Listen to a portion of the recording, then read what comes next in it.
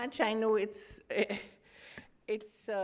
I guess, one of the hottest days of the year again. But thank you so much for being here. Thank you, Suneet, for allowing us to use your premises. And I'd just like to tell you a little about what we're doing. We are the Infravision Foundation. We are a think tank dedicated to working in the area of infrastructure. And the idea behind InfraKatha, of which this is the second edition, was that we really get people talking about infrastructure, in terms that they can relate to. And I can't think of anyone better than Deepa Malik, Dr. Deepa Malik, to be here with us today. She's really reinvented herself at several points in her career and become a champion, not Chandu champion, but Deepa champion of really, getting people together, getting people to understand the need for inclusivity. She is a winner of 5 President of India awards, 4 Limca World Records, 3 international awards, 68 national and state medals, 23 international medals. I know where you keep these medals. I must be having a whole room dedicated to it. But more than that, she's actually just apt for us because she's a real storyteller, a real kahani baz, I think. Katha baz. And she tells these wonderful stories, but all of them really have a message to them. And I think the message is that you have the will. If you have the will for it, you can get anything done. And in conversation with her is Jagan Shah, our CEO, whose interests vary from urbanism to movies, something that I share as well. But really someone who's, again, made infrastructure really something that we can relate to when he talks about urban mobility or when he talks about inclusivity, very difficult terms that he breaks down and makes them really accessible to all of us. He's been an architect, urbanist, director of NIUA, which is right next door here, and co-convened the Smart Cities mission and expanded its impact as well. He's also taught at the School of Planning and Architecture in New Delhi.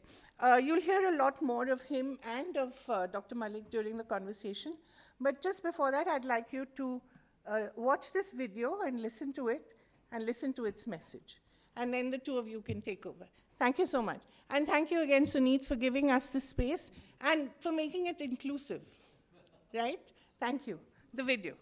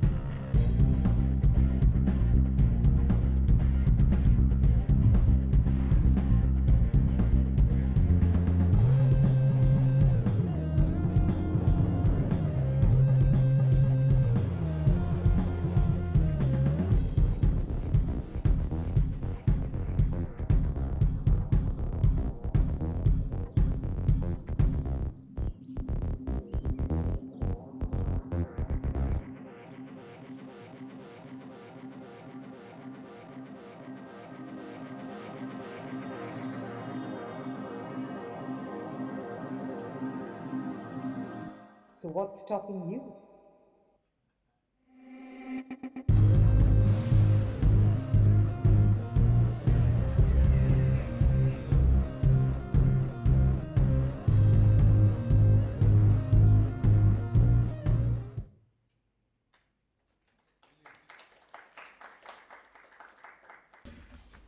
That was a bracing video. Thank you. Thank you for sharing that with us. And of course, the motivational question at the end, what's stopping us? What's stopping us from becoming, like Dr. Malik, a champion for change, essentially? And I think everything that I've had a chat with her about over the last year, over the last hour or so, spells motivation spells determination, spells leadership, spells all of those good things. And in today's conversation, we're not going to only list out achievements. We're going to get behind all of that. We're going to try and understand what Dr. Malik is all about, what makes her tick, why has she chosen the kind of life pathway that she has chosen. There are always choices, but she has chosen to do things in a particular way, and I'm going to try and ferret out some of the insights that she has to share, and there are many. So I think the key challenge in having a conversation with Dr. Malik is going to be about actually how much can we fit into the amount of time that we have. So I'm going to try and structure the conversation as much as I can, but feel free to please share any thoughts at any point of time. Deepa, we'll also, as we go forward, we'll also play a few more videos just to kind of reinforce some of the points here. I think just before I launch into any questions, I do want to remind everybody that we have invited Dr. Malik here to talk about infrastructure, inclusive infrastructure, not to talk about sports, in which, of course, she has shown remarkable grit and determination and been successful, but about actually the thinker, which she is, and what that person really thinks about infrastructure per se. And any of us who work in infrastructure realize that inclusion is not only part of some international treaties and slogans and so on, but inclusion is fundamental to what makes infrastructure work at all. And it's not that it's only people with disabilities who are excluded. It is the poor that are excluded. Women are excluded from a lot of the use of infrastructure. The elderly, children, there are many exclusions. But I think those who have battled with exclusion, those who have overcome exclusion, have the lessons to teach to us, to help us make all of infrastructure more inclusive. So we are seeking the thinker, and we are seeking those insights that Dr. Malik has developed over a very long time in terms of the amount of time she has been battling with the system, if I can call it that. And there is a little bit of rage against the machine as well, and we'll try and come to that as well. So to start with, can I call you Deepa? Yes, of course. Okay. So Deepa, let's start at the beginning, and we'll slowly make our way towards the persona that we know of, who is a brand unto herself, and has a video of the kind that we just saw. Tell us a little bit about what a day in the life of Deepa Malik is like. Okay. So a day in Deepa Malik's life is never the same. Monotony is not for me, because that is the biggest allegation which was put on me, that getting paralyzed chest down 25 years ago, the only way forward told to me was, I'm going to have a very monotonous, homebound, die in a room kind of a situation, because first time when I suffered my tumors and I was incapacitated and not being able to walk, was about 4 years as a child.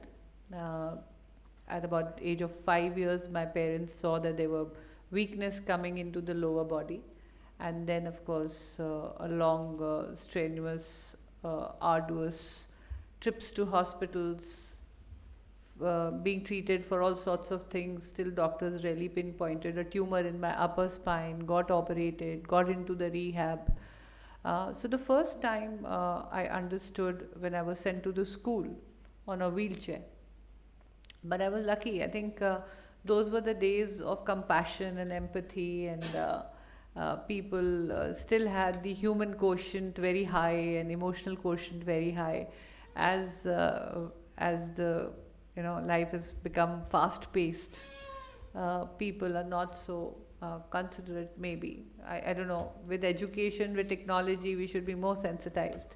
But as a child, when I went to school, they had shifted the classroom from second floor to ground floor for me. I was in third class then, fourth maybe, and because I had to wear a chest brace and a neck brace, a musical stand was kept. Like, that was an innovation of my class teacher. She bought a music copy stand from the music room because I couldn't bend down and write.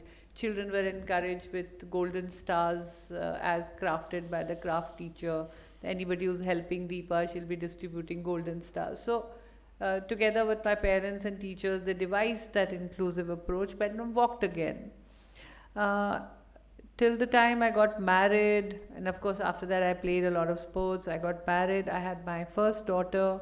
She was barely 14 months old, and by mistake, when the helping lady left the home, she left the main gate open, and my daughter trotted her way out, got hit by a biker, had a head injury, got the left of her body totally paralyzed. And then, as a young mother who had already suffered her childhood in disability, had to hear all those comments. As a 5-year-old, I never understood what those comments meant for my mother.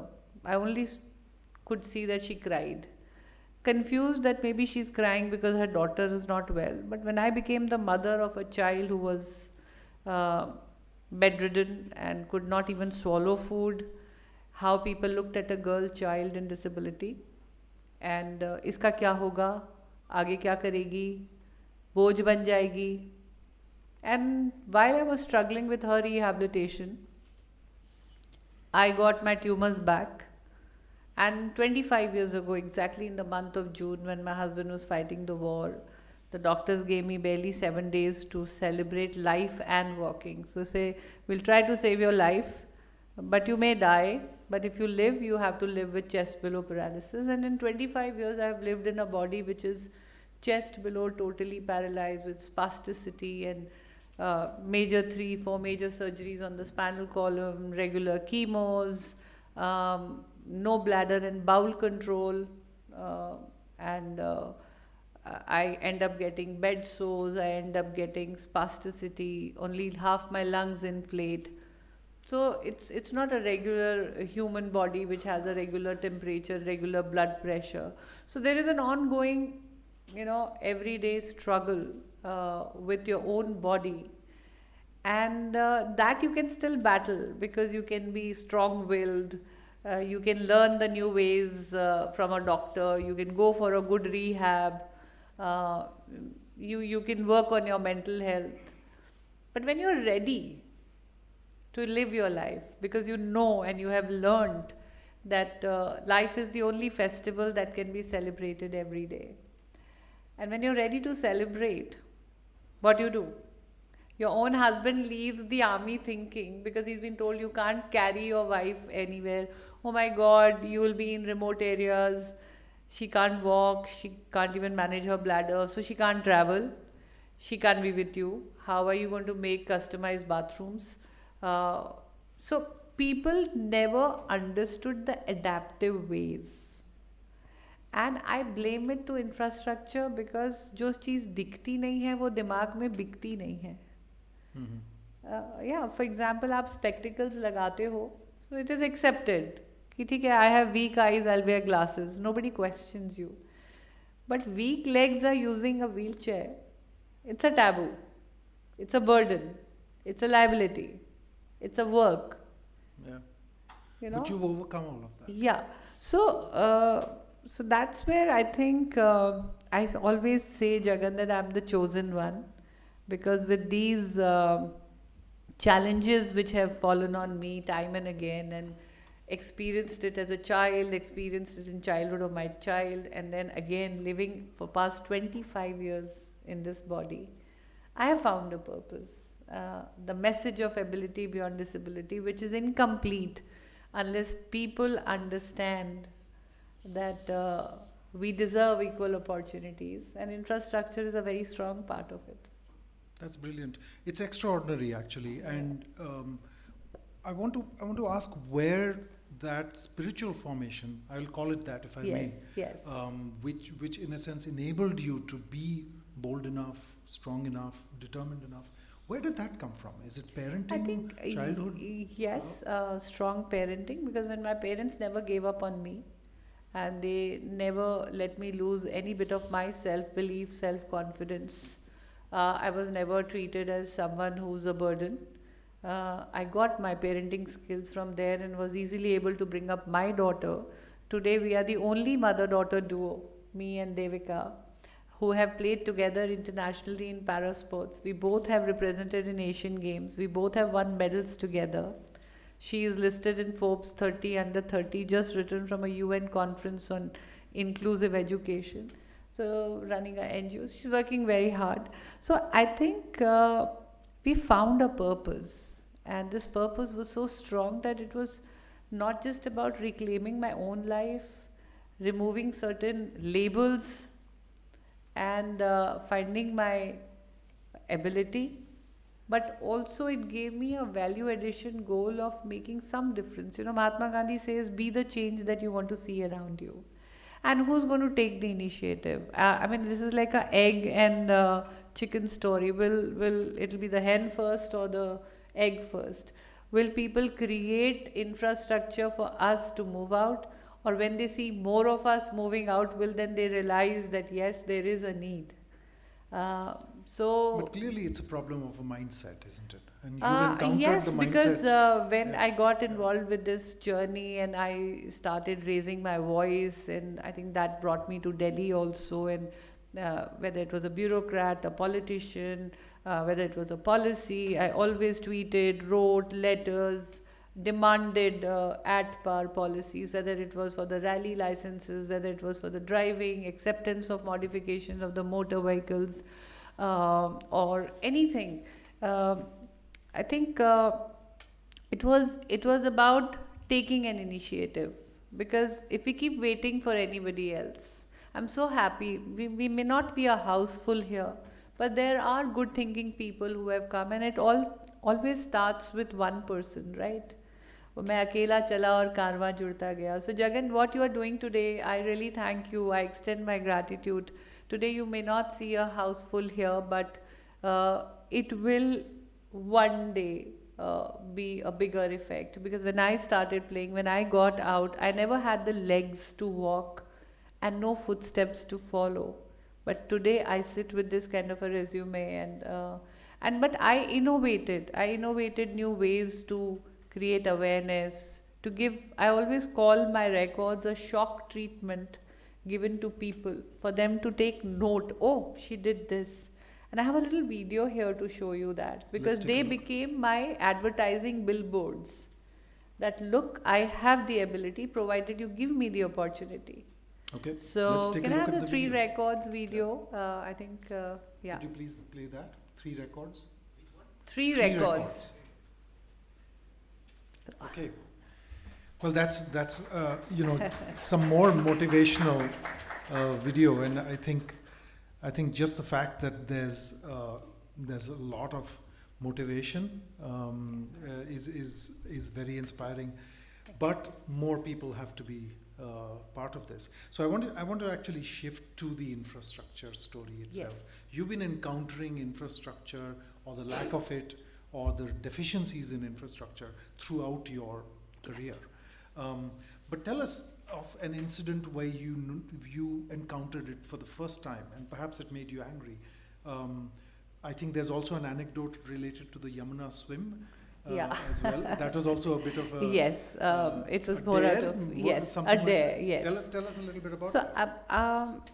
so I joined the world of sports at the age of 36. I was looking for any opportunity. It started with opening a garden restaurant to begin with for my financial empowerment. It was just a home delivery counter. I think I was way ahead of my times. I thought of Swiggy and Zomato, and we had in Ahmednagar the young officers school training. So these young officers, very tired during the day, didn't want to wear a three-piece suit and sit with a senior army officer and eat, where they had computers were recently introduced, and they had to make their projects on PowerPoints, and. So one of them just during one of the visits, the calling ons in army that they do, that we wish, ma'am, we could I was just making some egg rolls. Having studied in Calcutta, they are my favorites. So they said, even if this much we get, just in our rooms, ma'am ऐसा tiffin बना के भेज दिया करो, फिर नहीं तो 3 घंटे सीनियर ऑफिसर के सामने बैठना पड़ता है डाइनिंग हॉल में. If they don't leave we can't leave. That's how army is.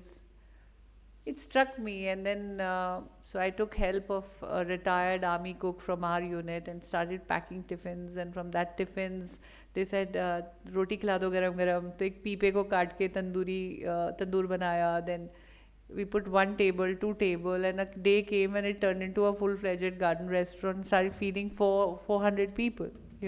So from there, then I got more awareness. I got information technology exposure through these young children. Started meeting people outside the closed atmosphere of army, because I was brought up in a very protected, provided for kind of an atmosphere. We have a complete world within 4 square kilometer, being an army kid. But then I interacted with people outside. Some social issues started coming. And with this, when I joined the world of sports, I realized that I had an edge over others because I was educated. And I had a bit of information technology to my hand. So all these children who were underprivileged, or they came from, and let's face a fact, like we were discussing, how many children and disability end up getting education. Right. Yes. Apparently, the enrollment is very low. Yes. 9% of people. So it's a multi-dimensional problem, right? So if you don't get education, how do you get a voice? And you don't get education because you get the infrastructure. So it is a vicious circle in which you get caught. It's a big web. And so this kid had asked me to fill some of his forms. So in one meeting, I did that for him. After a few days, we had another trial and a sports meet. He was distributing laddus, that he got a call letter. And I said, so this was a job in road survey, where you stand and you do the survey on a tripod stand. When we met him the third time, and that time our swimming competition was happening in Allahabad, Prayagraj. And I said, how's your job doing? He says, madam, wo to mila hi nahi. I said, why? He said, wo road construction, road survey tha na, so they said you are a physically challenged person. How will you do a road field job? And I looked at him. I said, he is a one-leg polio affected, but he's a 5,000 meter runner. So I got very angry. I just went to that particular office, and I really went, and I said, I dare any one of you to come and run 5 kilometers with this boy. You have rejected his application. And out of the window I could see the river, and I said, I dare you, I will swim across your river in your city, and you give him the job. Well, that job, I don't know whether happened or not happened, but I ended up taking up the challenge of swimming across the river. Okay. And that's how that It must have record been a happened. foul-smelling river. It It rained. It was 15th of June, and Okay. the river was pretty swollen. The most, scary part was when the coach, before putting me into it, said, "Don't stop moving your arms, because if you stop, your record will not be made. If a dead body touches you and goes." So but that's the irony. My body was always called a dead body. ये तो जिंदा लाश हो गई है. एक ऐसी नदी में मैं उतरी जहाँ लाशों को बहाया जाता, लेकिन उस नदी में उतरकर मैंने अपनी बॉडी में जिंदगी भरी. Wow. That's well put. Thank you. Thank you. So, coming again to infrastructure, I think what you're describing is the kind of attitude that definitely qualifies you to play the role that you're now going to play, which is that you're going to be the brand ambassador for Viksit Bharat. So in some fundamental sense, your modern orientation, and essentially it is that you don't believe in discrimination, you don't believe in bias, you believe in empowering human beings. That's now brought you to a point where you will now represent as a brand ambassador. Yes. What for you is Viksit Bharat? Viksit Bharat for me is definitely a definition of an accessible India. I mean, if I look at it, and when we say accessible India, then we give accessibility in every way, in equal opportunities, equal opportunities for people to empower themselves. I'm not saying, not in once in my career have I said, give me sympathy. All I have said is, for example, there is one effect of a tweet of mine. I went to Tokyo with the team, and we saw these adaptive cars with the seat coming down, and so every time I have to be transferred into a car, I have to be picked up and transferred. So I just made a tweet out there, and I tagged all the manufacturers of India, and I said, well, give me the dignity. I love driving big cars. I have empowered myself enough and earned enough to be able to afford your cars. Have you empowered yourself to make one for me? And I had put a video of this adaptive vehicle that we saw in Japan. And in the end, I read, you make one, I buy one. And sure enough, I heard from Mr. Anand Mahindra. Okay. And he did make that car for me. The only Brilliant. thing is I didn't have to buy it. He gifted it. That's good. So there are people out there. It's just a matter of realization and taking that, kind of an oath where everybody, every citizen of my country takes an onus on themselves that within their area of movement, they ensure that the senior citizens are respected. There is enough accessibility for persons with disability. The girls are getting the right education. We are following sustainability. We are going green. I mean, isn't that the duties of a good citizen? Certainly. So that will be a And you Viksit become a role Bharat. model. Yeah. So if each one of us understands our duties, the problem is the education has only taught us our rights. We haven't, and if we are more aware of our duties, then probably we'll be accountable on our job wherever we sit. Whether we are a doctor, we have to ensure your hospital is accessible. If you are an architect, are you making the right designs? If you are an auditor, are you really auditing well? And what are you finding? Is the system changing? Are people more aware? Yes, I will say the fact that we are having this conversation and this topic is being discussed here. Now we do have a Prime Minister who talks about toilets for women and their dignity. There is a proper Accessible India campaign. There is a lot of work, and you've been involved. I just learned about smart city campaigns. There is a lot of talk about inclusive policies for para sports. Building code is as old as 1995, if I may not. I mean, you are an architect. That's you right, would. So where is the implementation? Implementation has to be done on a human level. So if policies are not put in action, that's the gap. Right. But you are involved also in auditing things and actually Yes, so pointing out. that's through our NGO. So we Right. decided that we will formulate our work a bit, make it more formal, and have a stronger voice if we do it in a formalized manner. And through this NGO, we do a lot of work empowering others, as well as also doing a lot of accessibility assessment. So give us a few examples of Can the I play Wheeling a Happiness video? Foundation. Can I play Yeah. the Wheeling Sure. Happiness video? Maybe that will give you a Let's do fair that. idea, Yeah. of some of the work that we do. No, Wheeling Wheeling Happiness. Happiness.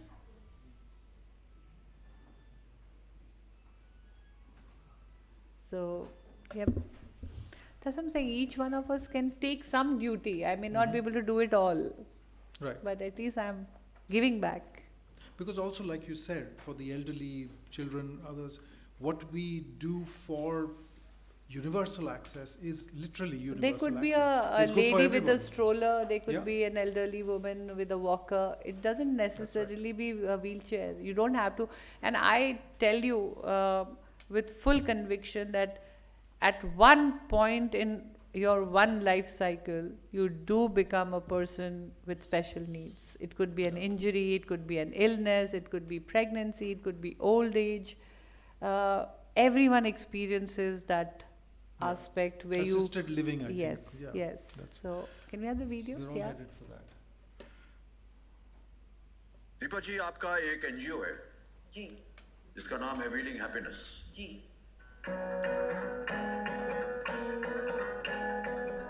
Wheeling happiness एक ऐसी संस्था है जो विचार मेरी बेटी का रहा, और ये संस्था हमने शुरू करी जो हमारे जैसे और दिव्यांग लोग हैं उनको आगे लाने के लिए सोसाइटी में, और वही चीज लेकर हम आगे बढ़े कि रूरल एरियाज में जगह जगह जहाँ पर जो बच्चे थे जो आर्थिक रूप से जिनको सुविधाएं नहीं मिल पा रही थी, या फिर उनको सही इक्विपमेंट, सही प्रकार की व्हीलचेयर नहीं मिल पाती, या केवल गाइडेंस नहीं मिल पाती, करना बहुत कुछ चाहते हैं लेकिन पता नहीं खेलना कैसे है, जैसी जो मुश्किलें मुझे शुरुआती दिनों में आई उसको हम लोग ग्रास रूट लेवल पे आइडेंटिफाई करते हैं। हम रूरल डिसेबिलिटी अवेयरनेस वर्कशॉप्स करते हैं, हम खिलाड़ियों को व्हीलचेयर देते हैं, प्रोटीन देते हैं, प्रोस्थेटिक लेग्स लगवाते हैं, और यही नहीं, बहुत दिव्यांग बच्चियां हैं जिनको हम स्कूल में भी पढ़ा रहे हैं, उन्हें गाड़ी चलाना भी सिखा रहे हैं। तो जो भी उन्हें करना है अपनी दिव्यांगता से ऊपर उठकर कुछ अच्छा करने का, तो वो चीज़ हम उनको एम्पावर करते हैं।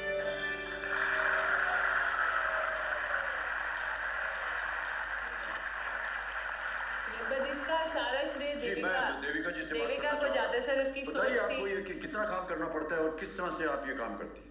सर अभी लगभग 5 साल से हम फॉर्मली एज एन एनजीओ काम कर रहे हैं, और अलग अलग रूरल एरियाज में जाके हम दिव्यांग लोगों से और उनके परिवार वालों से बात करते हैं, उन्हें समझाते हैं कि सरकार की क्या नीतियां हैं जो उनके हित में हैं, और किस तरीके का पेपर वर्क होने चाहिए जिससे वो इन नीतियों का लाभ उठा सकते हैं।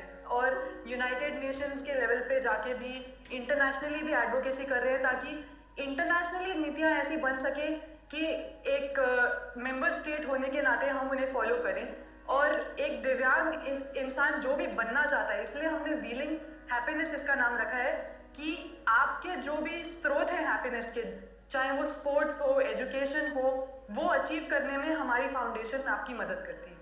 Well done.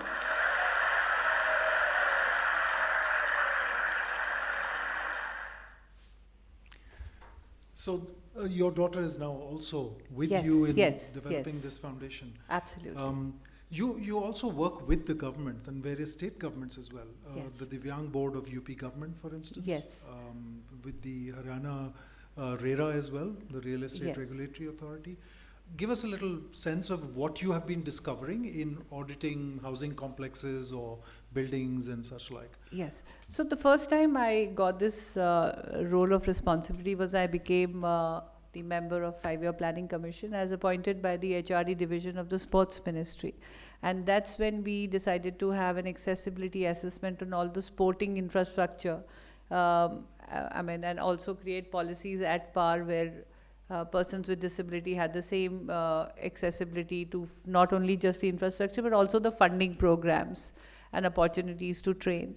So that is the work we had done, and we found that not a single place even had a wheelchair accessible bathroom. And it is not just about wheelchair, it is about signages, it's about braille signages, it's about tactile tiles. And even if they had the handlebars or they had the grab bars, they were at a very funny angle, like the commode or the WC was here and the grab bar was on the other wall. So there was a tick of the items being there but not placed in the right way. Or if a bathroom was designed, it didn't have a sliding door. So once you open a door open, you can't really take the wheelchair in, there's no turning radius. So these are the things that we pointed out. So we had like a universal structural design or the basic outlines. I took help of people like you who came and volunteered to help me create those designs. For example, in Gurgaon, when I was there at the sports office, we dug out the approved design which was approved by the government. And in that there is a lift sanctioned. But when you go actually on the ground, they have made a ramp to the main lobby, but then there is no lift to go up, and there they had just put a plyboard at every floor.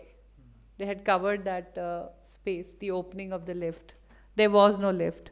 So again, we wrote to them, where is the lift? Where did the lift vanish in the whole thing? When the budget was passed, the design was made, but there is no lift. So these are the issues that one worked on, but of course, by the time the government changed in 2014 and Niti Aayog became the new planning commission, that's when we could implement a lot of policies. So today, at least, the sports funding programs, the training programs, the Target Olympic Podium Scheme, then there are so many centers that have been made. Though again, I continuously insist that whenever there is a planning stage, architectural stage, they should involve end user stakeholders. Because that experience is important. And when you talk about RERA, I did get, because it's strange sometimes, because I won my medal at the age of 46, and they could not absorb me in any government policy where they could give me a job, because the policy ended at the age of 40. So I took the medal and I went to the Chief Minister and I said, sir, your policy says a job for a medal, where's my job? So they were pretty dumbstruck. So they gave me a contractual job with Harera. And that's where I could, whatever 2 years that I worked before I became the president for the Paralympic Committee, I encouraged and I had these long drawn discussions with all the builders. I insisted that RERA should have a very strong clause. It should also be a very strong part of before giving the OC to any builder. Or that's the occupational certificate. Before they are ready to hand over the possession to the end users, there should be a compliance by the So these are the things where we've been working. The world of infrastructure is enormous, and I'm just wondering to myself, how do we get more and more people like yourselves? And even for smart cities, there have been a lot of questions asked, but it was never planned, and I'm surprised why did nobody ever thought. Of the inclusion? Yeah, but metro is a good example. I think the metro is a good example of accessibility. So so these are the things that give us hope. Indeed. Yeah. But you are extraordinary, and I'm wanting to understand, how are you looking to actually create more of a cohort of people who are championing and fighting for this cause as well? So I personally am working a lot with advocacy, and that's the reason, no question asked, when I was invited to speak at this forum, I never asked how many people are attending, am I getting paid for it? I just said yes, because this is close to my heart. And wherever, whatever platform, whether it is an international platform, whether it is a conversation, I do a lot of awareness programs with the Educational Institute, because I feel that if a child who's under education today their mindset is made inclusive, whenever they grow up in whatever profession or whatever they are, they will always be very mindful of the fact. So at least we can secure a future. So that's one thing that I work with. I work with a lot of NGOs. And I never leave a place without leaving a note or an application or raising my voice if I have not found that space inclusive. I'll tell you one more incident. It was raining very badly, and I had driven all the way to attend a wedding. No, actually not a wedding. It was again one such conference of inclusivity. My friend Pratik had come from Bangalore, and he runs an NGO, Assist Tech, where he talks about assistive technology. Because it's not just accessibility, it's not about physical accessibility. Right. There is so much to be done even in the software world, and make every gizmo, every gadget adaptive for a person with hearing impairment or visual impairment, or a CP impairment, like the voice command softwares or the braille keypads or certain softwares which are compliant to people who can not hear or see.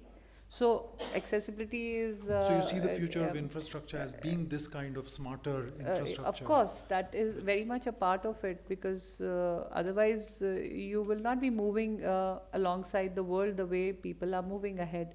So I went there, I reached there, and they said, Deepa, will you come? I said, yes, I will definitely come. So it was an extreme corner of Gurgaon, and it was pouring so bad.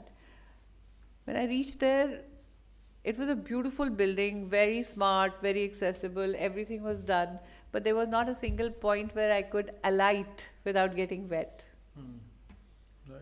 They did not have a porch which could protect a person, because when I get off a vehicle, it takes time. Somebody has to take out my wheelchair, place it, put the cushions, then I am put out, then I settle on it, then my legs are tied, the belt is put. The gate remains open for a longer time. So it needs that space. Yeah, so I couldn't get off. In this whole huge new building, there was nothing. And there was another 5-star where I reached one of the days, very prominent 5 stars. So, and two of us reached, me and Maricom. We both have almost the similar achievements. She is a Khel Ratna, I'm a Khel Ratna. She's a Padma Shri, I'm a Padma Shri.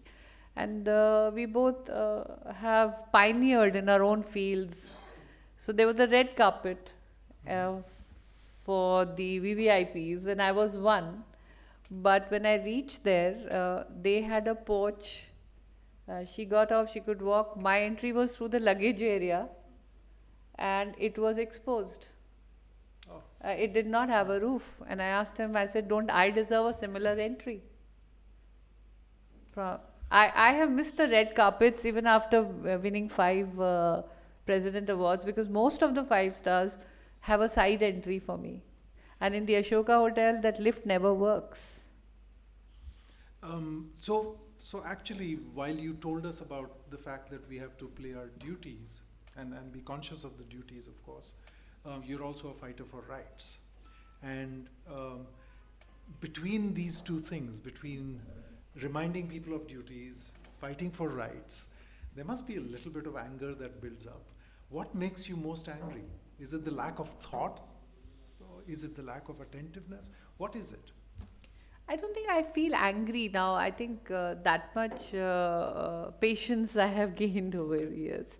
I've started feeling sorry for people who call themselves educated and yet not are conscious about these requirements in their respective areas, or, why go far? My own building, I earned some money by winning medals. When I wanted to play for my country in 2010, I left home. When I left home, nobody believed me. When I say left home, means I closed down my restaurant business of 7 years. And I told my family I want to go and play because Commonwealth is making me play. That's an inclusive sports where the persons with disability and people play together. And if you remember, those of you remember 2010, there was a lot of talk about the fallen bridge.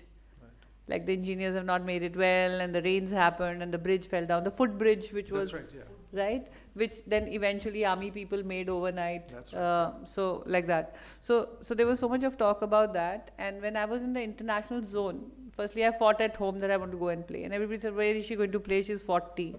So I got my elder daughter as my attendant, and I came in the Commonwealth Village. And when we were in the international zone, one of the leading journalists, a Padma Shri journalist, passed a comment saying, "अरे हमारे India के तो athletes अभी से ही injure हो गए, ये क्या खेलेंगे?" So my daughter turned around. She couldn't, she's a final year student, and she turned around and she says, "Injured नहीं है, ये पैरा खिलाड़ी है." And she says, "पैराशूट से कूदने का तो कोई खेल ही नहीं है." And then she says, and then my daughter retorted. She says, आपको टूटे हुए ब्रिज की कहानियाँ बनाने से फुर्सत मिले तो आपको पता चलेगा कि पैरा एथलीट्स भी इंडिया से खेल रहे हैं. So it's like that. So these are the moments where you kind of react. So if I'm carried over, I love going and watching a movie in the theatre. If you go to Nehru Place, there's a Satyam Theatre. Now they have a ramp because I pushed that ramp. But initially there was no ramp, there were staircases. Nehru Place, everybody knows because everybody must be going to get their gizmos repaired or the laptops repaired there. So now it has a ramp. Initially it didn't. The Satyam still does not have a ramp from the front side. That was the nearest. I was living in east of Kailash. I would ask people, hey, have you done a good deed for the day? So they would turn around and say, what? I say, आइए मैं आपको पुण्य कमाने का मौका देती हूँ, मुझे उठा के रख दीजिए. So जब उठाते रखते हैं तो I heard an auntie say, oh my God, बड़ी खूबसूरत सी है, लेकिन कैसे लोग उठा रहे हैं, 4 लोग उठा रहे हैं, हाय बेचारी जिंदा लाश हो गई. And I turned around and said, क्यों? महारानियों की पालकियाँ भी तो 4 लोग उठाते हैं. So, but अब इन बातों से हम कब तक काम चलाएंगे, you know? That's right. So now it's no longer anger. It's like you are passing a comment on me, but you are not realizing that your reaction should have been, why aren't they making a ramp? Right. Rather than saying, ye zinda lash ho gayi. So it almost seems like this idea of being a developed country in aspects of this kind. Right? Yes. And let's not even call it an aspect. It's fundamental. Yes. Right? Accessibility Is my fundamental. right. And you've experienced other countries, like I think you shared the anecdote of the Rio Yes. Games, where 20 years ago, perhaps? China, for that matter, China. yeah. They had already taken so care they of all have, this? like for example, in 2011, I remember going to New Zealand for my first event. Forget New Zealand, going to Indonesia, going to Thailand, going to Malaysia. They're very tiny new countries. They have And worked even on they pay their attention accessibility. to Yes. this. And we So don't. it's, yeah, I mean, we are now, and thankfully we have a Prime Minister who talks about it, who speaks to persons with disability, who celebrates his birthdays with Divyangjans. So, I mean, it's a good time. And if this thought had not come, so all is not bad. Let's talk about the good also. When policies became inclusive, when the infrastructure was provided to me, when an ecosystem was created for me to train in an accessible environment, look what happened. Can I have that Yeah, video, please? Let's have the video. My Rio video. It wouldn't have happened if I had not got the entire holistic approach. I don't see my IT person there. Excuse me, you hear me? Yeah, that's a soundproof box, I guess. No. Yeah, they're here, they're there. So, I mean, India would not have seen this, though I still ask what took independent India to make. It's a shot put F53 final, this a seated throwing event.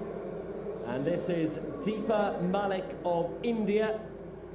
All the throws happening together. Malik, who's won silver in the shot in the 2011 World Championships. She's from New Delhi. It was a decent one out towards 5 meters here. And that's 461. Well, here's history. India's first ever female Paralympic medalist in any sport, Deepa Malik, picks up the silver. From New Delhi, silver medalist in the javelin at the 2014 Asian What's it? Games. I think this one comes. First major championship was actually in Delhi for the Commonwealth Games in 2010. They have a strong parasports program embedded within. Thank you. Deepa Malik receives India's historic silver.